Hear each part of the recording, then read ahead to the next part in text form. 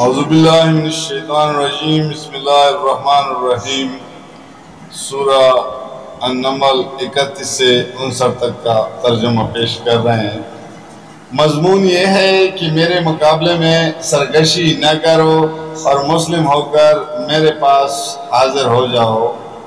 خط سنا کر ملکہ نے کہا، اے سرداران قوم، میرے اس معاملے میں مجھے مشورہ دے دو، میں کسی معاملے کا فیصلہ تمہارے بغیر نہیں کرتی ہوں۔ انہوں نے جواب دیا، ہم طاقتور اور لڑنے والے لوگ ہیں، آگے فیصلہ آپ کے ہاتھوں میں ہے، آپ خود دیکھ لیں کہ آپ کا کیا حکم دینا ہے۔ ملکہ نے کہا، بادشاہ جب کسی ملک میں گھس آتے ہیں تو اس سے خراب اور اس کی عزت والوں کو ذلیل کر دیتے ہیں، یہی کچھ وہ کیا کرتے ہیں۔ میں ان لوگوں کی طرف ایک ہدیہ بھیجتی ہوں، پھر دیکھتی ہوں کہ میرے الچی کیا جواب لے کر پلٹتے ہیں۔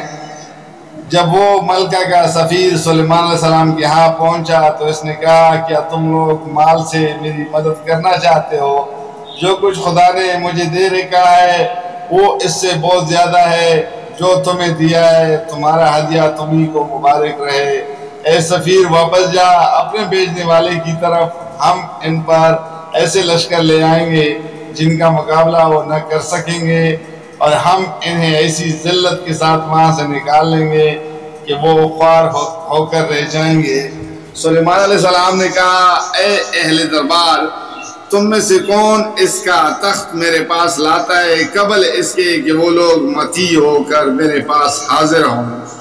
جنوں میں سے ایک کبھی ہی کل نے عرض کیا، میں اسے حاضر کر دوں گا قبل اس کے کہ آپ اپنی جگہ سے اٹھیں، میں اس کی طاقت رکھتا ہوں اور امانہ دار ہوں۔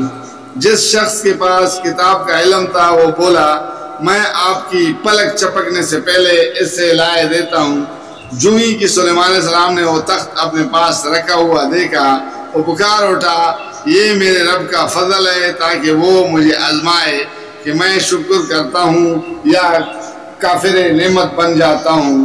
اور جو کوئی شکر کرتا ہے اس کا شکر اس کے اپنے ہی لیے مفید ہے، ورنہ کوئی نہ شکری کرے تو میرا رب بے نیاز اور اپنی ذات میں آپ بزرگ ہیں۔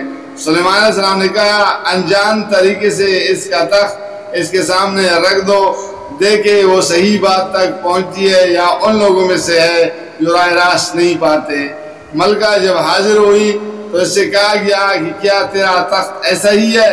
وہ کہنے لگی، یہ تو گویا وہی ہے، ہم تو پہلے ہی جان گئے تھے اور ہم نے سر اطاعت چکا دیا تھا یا ہم مسلم ہو چکے تھے۔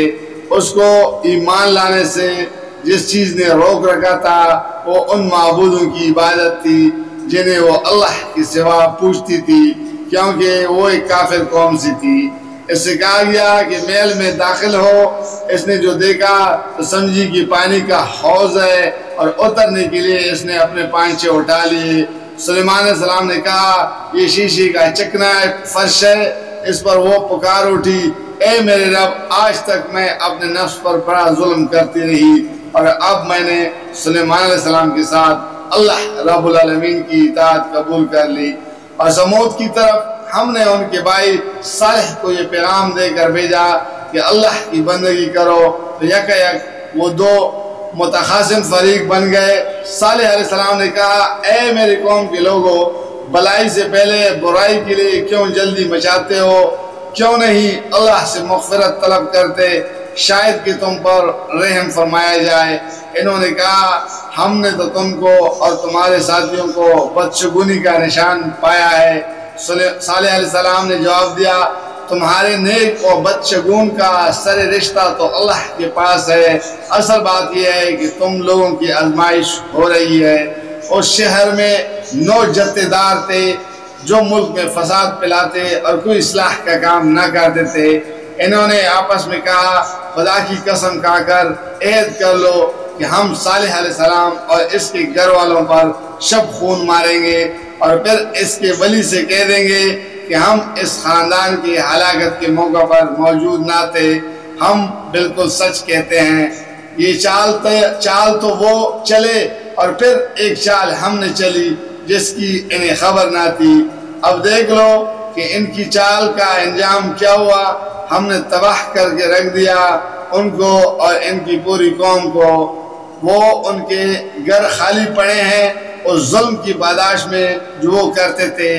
اس میں ایک نشان عبرت ہے ان لوگوں کے لیے جو علم رکھتے ہیں۔ اور بچا لیا ہم نے ان لوگوں کو جو ایمان لائے تھے اور نافرمانی سے پرہیز کرتے تھے۔ اور لوط علیہ السلام کو ہم نے بھیجا، یاد کرو وہ وقت جب اس نے اپنی قوم سے کہا کیا تم آنکھوں دیکھتے بدکاری کرتے ہو؟ کیا تمہارا یہی چلن ہے کہ عورتوں کو چھوڑ کر مردوں کے پاس شہوت رانے کے لیے جاتے ہو؟ حقیقت یہ ہے کہ تم لوگ سخت جہالت کا کام کرتے ہو۔ مگر اس کی قوم کا جواب اس کے سوا کچھ نہ تھا کہ انہوں نے کہا نکال دو لوط علیہ السلام کے گھر والوں کو اپنی بستی سے، یہ بڑے پاک باز بنتے ہیں۔ آخرکار ہم نے بچا لیا اس کو اور اس کے گھر والوں کو بجد اس کی بیوی کے جس کے پیچھے رہ جانے ہم نے طے کر دیا تھا۔ اور برسائی ان لوگوں پر ایک برسات، بہت سی بری برسات تھی وہ ان لوگوں کے حق میں جو متنبع کیا جا چکے تھے۔